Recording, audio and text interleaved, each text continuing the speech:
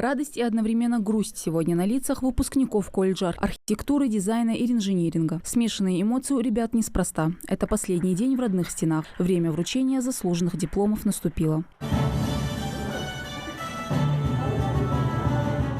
Я сегодня получила красный диплом. Я очень рада, что его получила, потому что училась на отлично.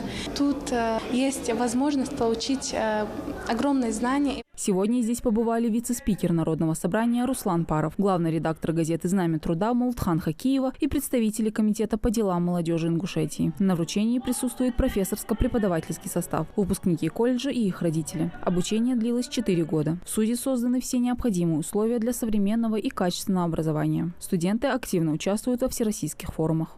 Наши студенты выезжали на строительство молодежного военно-патриотического центра «Машук».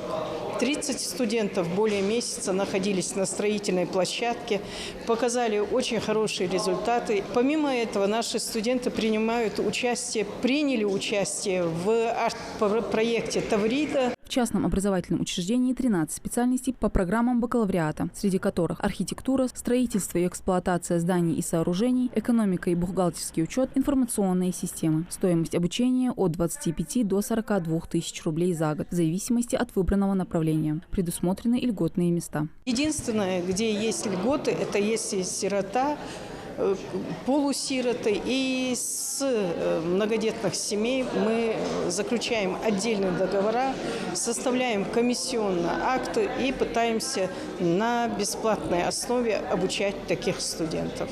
Колледж открылся в 2019 году. Лицензию на осуществление образовательной деятельности по программам среднего профессионального образования получил в декабре 2021. За это время отсюда выпустилось большое количество дипломированных специалистов. Соглашение о сотрудничестве Сунжинского колледжа с университетами Санкт-Петербурга и Волгоградской области позволяет студентам-краснодипломникам продолжить обучение в одном из этих вузов. В этом году мы направили 11 студентов, те, которые закончили колледж с отличием, для продолжения учебы в высших учебных заведениях.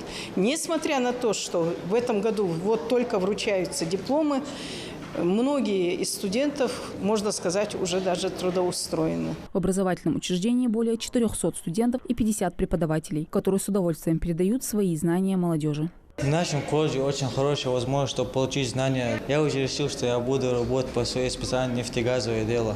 В ходе обучения будущий специалист окончательно определится с направлением, поймет, в чем нужно совершенствоваться, чтобы стать востребованным на рынке труда, уверено руководство. И я бы хотела пожелать абитуриентам, те, которые имеют творческие способности, чтобы они пришли учиться к нам, потому что именно наши специальности, они требуют творческого подхода. Для того, чтобы стать студентом среднего профессионального учебного заведения, абитуриенту понадобится перечень документов. Всю необходимую информацию о поступлении можно узнать в приемной комиссии по адресу город Сунжа, улица Сайнароева, 68, или обратившись по номеру 8 928 795 90 02. Мадина Цор, Асхаб Белакиев, Новости 24.